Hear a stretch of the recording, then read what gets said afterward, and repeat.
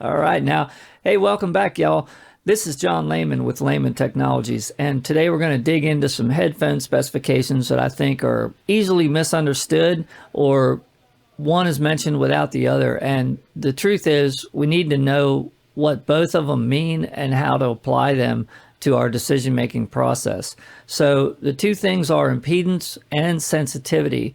And sensitivity gets a little bit murky because the different headphone manufacturers are using different standards. Some are using SPL per volt, some are using SPL per milliwatt, and we're going to look at how to convert between the two. The other problem that we're going to have to deal with, unfortunately, is even once we learn how to interpret this data and make decisions based on the data, we're going to find out that there's some data missing in a lot of the equipment that we use. And I'm talking about, like over here, I've got a Mackie Big Knob Studio Plus. There's not a single thing about the headphone amplifier in the specification sheet. And we're going to look at that later too, and some other ones. But anyway, the point is that we still need to understand what we're talking about here. You know, we got a headphone amplifier and we've got a pair of headphones, and when we plug them together, we're basically making one large circuit between the two. So when you change something on one side, you know, you're going to affect the other side, and more importantly, going to affect what's happening between them. In other words, power transfer. And we're going to look at that here in just a second. But I would encourage you, as you're watching this video, and once you get done, if you're looking to purchase headphones or a headphone amplifier or something of that nature, if you're looking at devices, check out the specifications with this information we're going to deal with here. And if you can't find the information that you need to make the decision, please contact these manufacturers. Let's put some pressure on them to include this information. We know they have it because they designed these products, right? So we know they have the data that we need. We're just asking them to reveal it. And once we have the information, we can make the decisions we need to make as long as we have the information. Okay, so that's what we're going to get into today, how to get the information and how to use the information, all right? So the first thing we're going to do is look at some schematics, and we're going to do a circuit simulation with that schematic, and we're going to modify the values of our headphone impedance and see what happens in that circuit. So let's get right into this. This is a circuit that represents a headphone amplifier, and we're currently running a simulation. We have a source here. In this case, it's just a 1 kilohertz, 1 volt source that's driving this amplifier. We have a resistor over here on the output, is representing our headphone driver. It's currently set to 40 ohms. This headphone amplifier is being run from a 10 volt plus and minus DC supply voltage. And up at the top here, we can see a waveform display with 3 curves on it. The green line is our input voltage that represents our signal. The blue line is the amplified output voltage. That's what's going to our headphones. And the orange line is the current that's flowing through our headphones, and that's based on the relationship between the drive voltage and the impedance of our headphones. And with those two numbers, we can calculate the power. We'll look at that in a few minutes. So what I want to show you here is what happens when we change some things. So let's crank up our drive to 5 volts from 1 volt and see what happens. Now that nice pretty sine wave turned into kind of a chopped off wave at the top and the bottom. And it's basically because we ran out of power. You see the voltage scale changed to show 10 volts, and the blue line doesn't quite get there because we have losses in our circuitry. Okay, and the same thing happened with the current. So basically, we're going to hear some pretty distorted, not so good sounding audio, because this is going to produce harmonics too. But we're not here to talk about that right now. So let's go ahead and put this down to 1 volt. And I'll just mention that if you have an amplifier that's capable of much more voltage and current delivery than you need, all other things being equal, you could end up with something that's very noisy and also has the potential to damage your hearing and destroy your headphones. So that's why we want to look at this, so that we can make educated decisions about what components we need to purchase. So the next thing we want to do is adjust our headphone impedance. So we could do that by changing the value of this resistor and then watching these curves to see what happens. So right now we have a 40 ohm resistor there, which is representative of a fairly low impedance normal headphone. They're very common in this range, okay? And they'll be able to be driven by just about any type of source. You don't need 2 volts like what we have here. What we can see here is we still have the 2 volt voltage swing available at the output, and our current is going up and down by 59.5 milliamps, which we can see over here. Now, what happens when we change headphones and we go from a 40 ohm headphone to a 300 ohm headphone? Well, let's do it. All right, we go to 300 ohms, and look at that. Our orange line is barely moving anymore. Okay, but look at the blue line. It's still 2 volts. Now we're rescaling this milliamp scale over here down to 5 milliamps, and we're just exceeding that. So if we look over here, we can see 7.95 milliamps. That's significantly less than what we were seeing across the 40 ohm resistor. Now, it's interesting that the voltage didn't change, okay?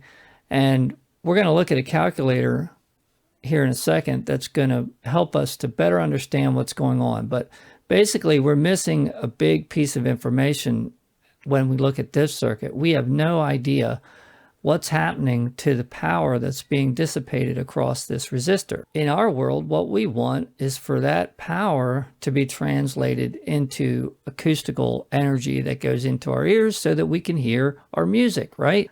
So we need to understand sensitivity, how much work is going to get done for a given amount of input power. So for our purposes, the way this is usually spec'd out is SPL per milliwatt. So if we put 1 milliwatt in, how much sound pressure level are we going to get out? Now, some manufacturers are doing this with a volt. So if I put 1 volt against a headphone, how much sound pressure level am I going to get out? Now, in a few minutes, we're going to look at the calculations to convert from one to the other and back again, and we're going to see that we can get the answer either way. But it's really important that you know that there's 2 different ways of listing this specification, and there's even more ways that they use to say it, like nominal SPL, and then there's no milliwatt or no volt, as we saw earlier on the biodynamic site, and that's not uncommon. Okay, so I'm not singling them out necessarily, but it's still shameful, right? Okay, so let's not obsess on that anymore, the sensitivity thing. I mean, is the sky green or is the sky blue? I mean, let's just agree that it's color, and whatever it is, whatever wavelength it is, that's what it is, and we're going to move on, right? We can call it by different names, but it's still the same thing. Okay, and I don't really want to get into a debate about it. It's not my thing. I just want to know how to get the information I need, and I don't care if it comes in one form or the other, because I can get to the answer either way. Okay, so I'm not trying to have an argument about it. So impedance is the other thing that we need to understand, and that's basically the opposition to current flow. Okay, so in a DC circuit, we just use resistance, and that's simple, and we don't need any fuss, right? But in an AC circuit where we have the voltage is swinging positive and then it's going negative and back again in a sine wave or a square wave or a triangle or whatever it is, we've got other things that we need to worry about, and they come into play at different frequencies. Well, all frequencies, but they're going to be different at different frequencies. So we have inductance and we have capacitance, and together we call that reactance. Even a cable has capacitance and some inductance, and so a voice coil for sure has that. And then when you put it in a magnetic gap, it changes again. So, you know, we got to pay attention to this. The impedance curve of a dynamic headphone is not flat, and there's resonance in these drivers. And then the impedance will jump up there and have a nice bump, and it'll go back down, and it may have a dip at other places, and that affects a electrically how things are working, and if the amplifier can't keep up or produce the right voltage at the right time or quick enough or whatever and control that driver, then it's going to change the sound, right? It's not going to be perfectly neutral. All right, so there are planar magnetic drivers, and they have flat impedance curves, Audis and Stacks, and I'm not sure of all the manufacturers that make those. It doesn't really matter for this discussion. We're talking about impedance in the context of how many volts do I need to get my set of headphones to the SPL that I need. Let's go look at a calculator right now and see how these two things come together and affect what's going on. All right, here's our calculator, and I've got some numbers in here already. This is for a Beyerdynamic DT770 Pro 32 ohm headphone. Now, why these numbers? We're gonna look at the spec sheet here, and we can see they have a 32, an 80, and a 250 ohm version. That's why I chose this model to look at, because we can more closely compare what happens when we change impedance when we have identical headphones. And in this case, they claim that even the sensitivity is the same. They're calling it nominal SPL. The problem with this spec sheet is it doesn't tell you how they arrived at this number. In other words, you could use 96 dB SPL per milliwatt, right? Where 1 milliwatt of power will produce 96 decibels. And of course, we're assuming that that's at some frequency. You know, we don't know what it is because they're not telling us. So did they use milliwatt or did they use 1 volt? And we don't know. Now, what I did is I looked at another headphone on their site. This is a DT700 Pro X, all right? And so we look at this one and we see 100 dB SPL using the 1 milliwatt, and that's at 500 hertz. Okay, so I'm assuming that Beyerdynamic is using that same technique across their professional line. All right, if I'm wrong, then I'm wrong, but I mean, you can't blame me. They're not telling me how they're doing this, which is really frustrating. You see what I'm saying? All right, so back to the spec sheet. Let's just recap our numbers. 96 dB SPL is what we need to get from here. And also we're gonna do the 32 ohm. So we're gonna take that to our calculator. We got that in here and we get this. We need 0.18 volts RMS, which is going to dissipate 1 milliwatt of power. It's going to have 5.6 milliamps of current running through this circuit. That's a super easy headphone to drive to 96 decibels, which may be plenty loud for you. All right. Now, I'm going to give you an alternate way of looking at this, because you think, what's the voodoo? What's the magic going on behind here? And you would be right to question that, because we can go over here. This is another calculator. Let's restart this. Let's put in our impedance of 32, and let's put in our sensitivity of 96 at 1 milliwatt, and let's do the calculation here, and we're going to cancel that. Now this is at 100 dB. Okay, so we're going to have to go back. They don't give you the choice to be precise about the loudness. So 0.28 and 2.45 milliwatts. So if we go back here and we change this to 100, we can compare these more directly. So 3 milliwatts, 0.31 RMS. Well, that's not exactly the same. So what do we do with that information, right? The current here is a little higher and the voltage here is a little higher. I'm sorry, the power here is a little higher than what they show you over here. And so is the current.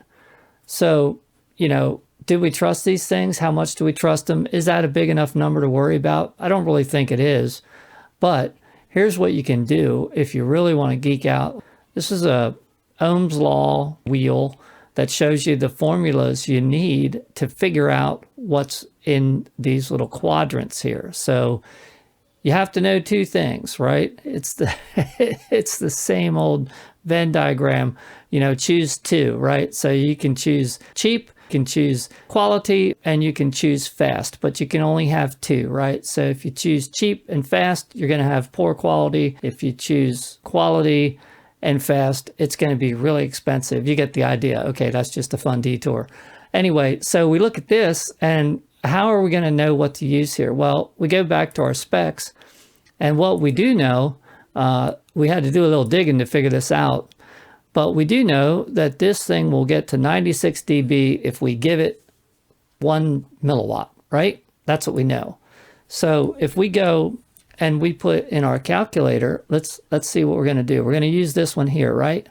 Because we're going to try to figure out something. We just got to get something. And these are the two numbers that we know. We know power is 1 milliwatt, and we know that the resistance, in this case the impedance, is 32 ohms.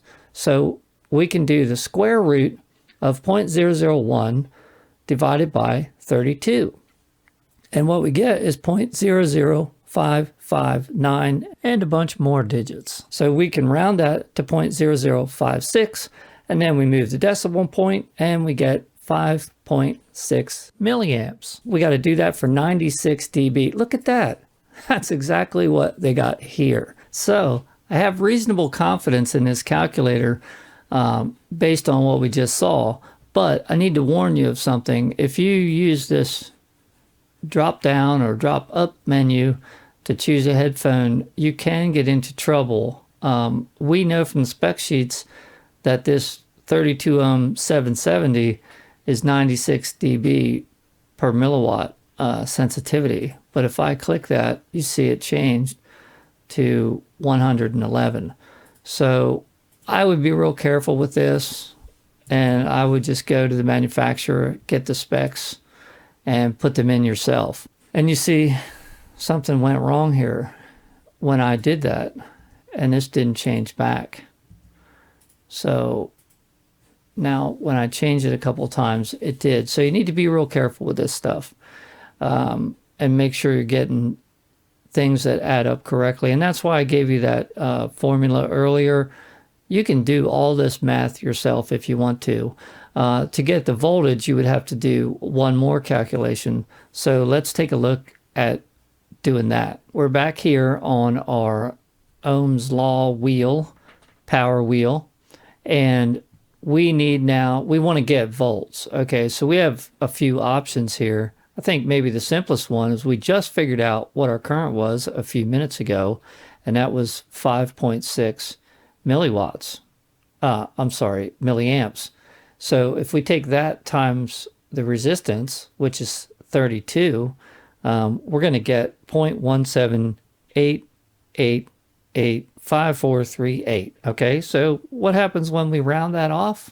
We get 0.18. Hey, it's a miracle, y'all, because I do not know how to do math. I've never been good at math, and I'm still not very good at it. I need to look up these formulas on a pretty regular basis to do the work that I do, and I keep cheat sheets around and calculators and whatnot to do this work. I mean, sure, you remember some of it over time, but then you don't use it for a while, and then you're like, am I sure that's the right way to do it? And so I have to go back and double check myself sometimes, and that's okay, right? The point is that we can do this calculations and get the answers that we need, right?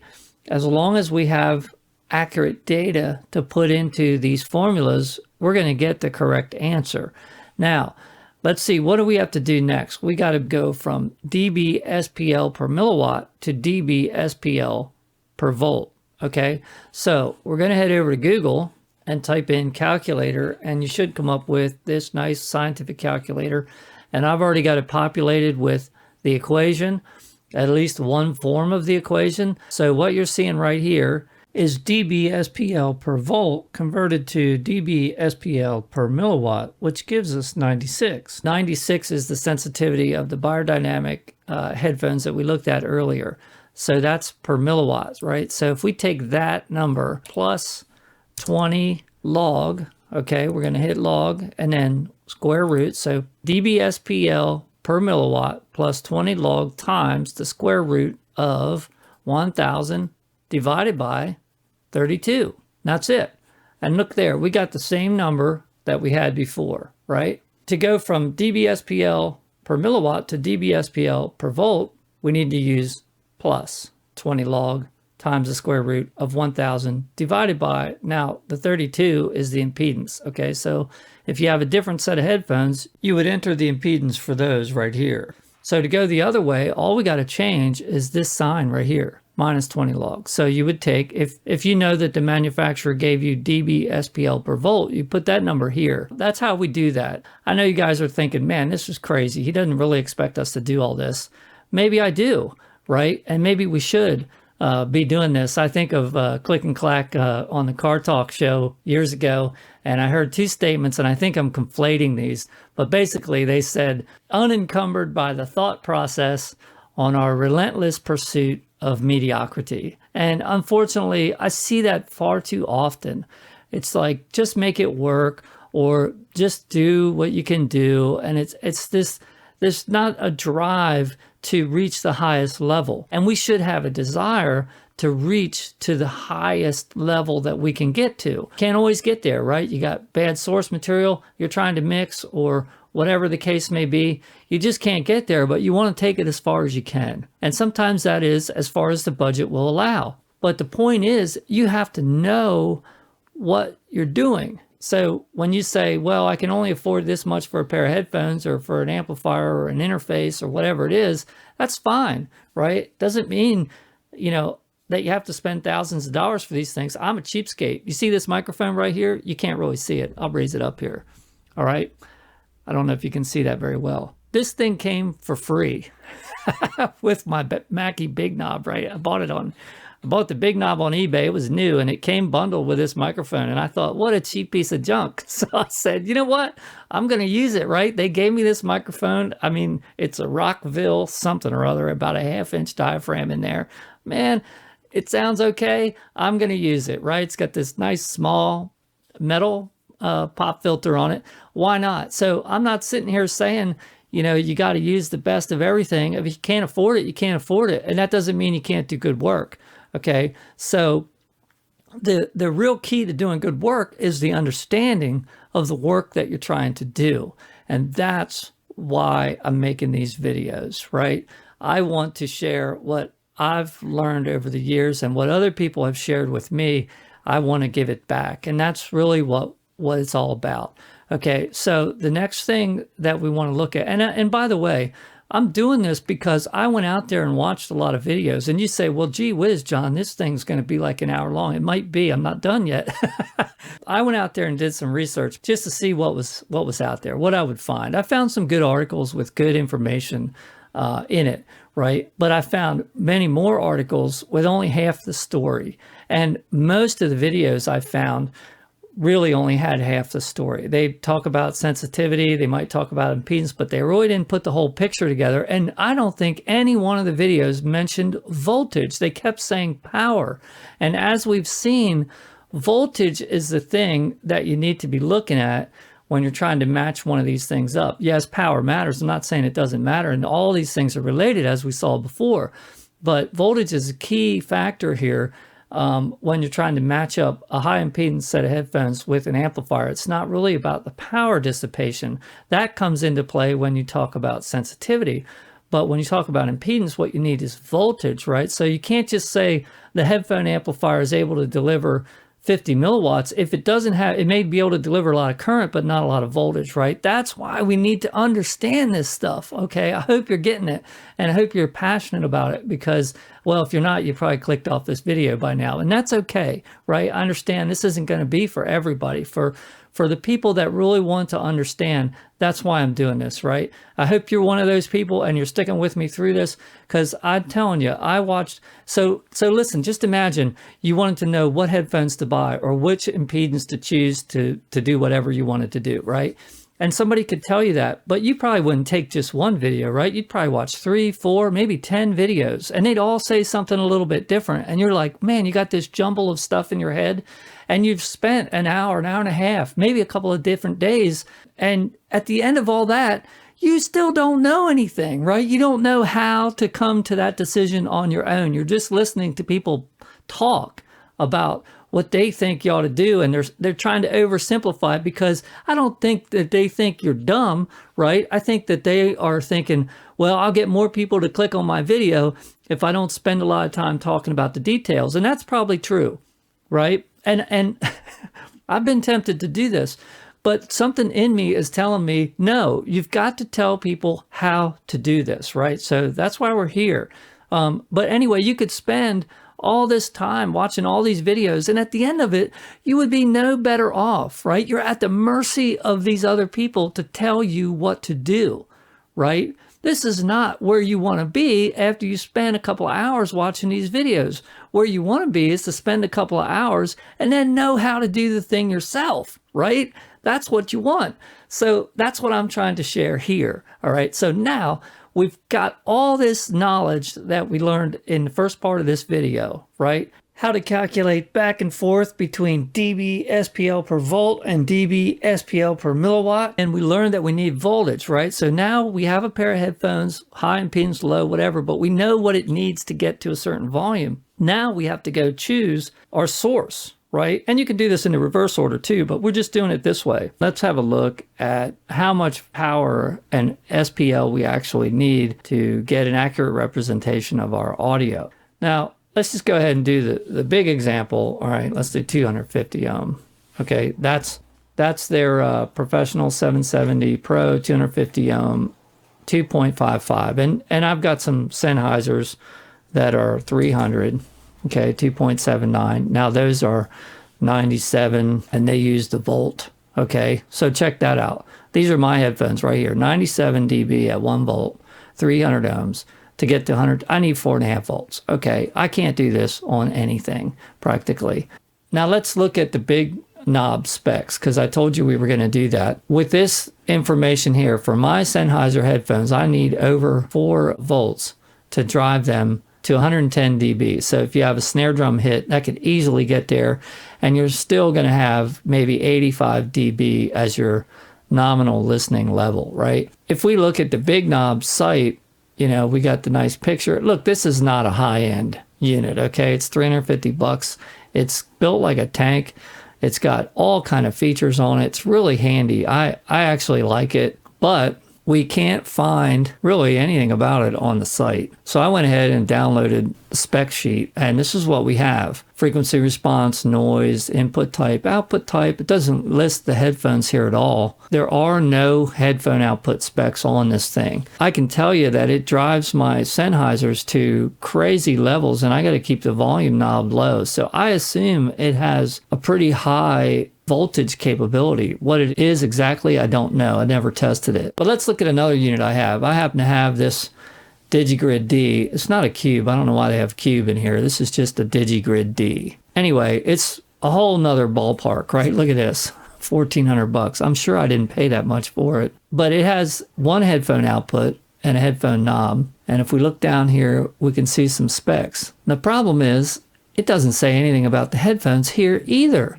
Okay, now this is Sweetwater. So let's go look at Waves, and same device, right? DigiGrid D, and same price even. Let's look here at the tech specs. So mic input, line input, noise. Oh, headphones, here we go. Look at this. What's really helpful for us here is these voltage numbers.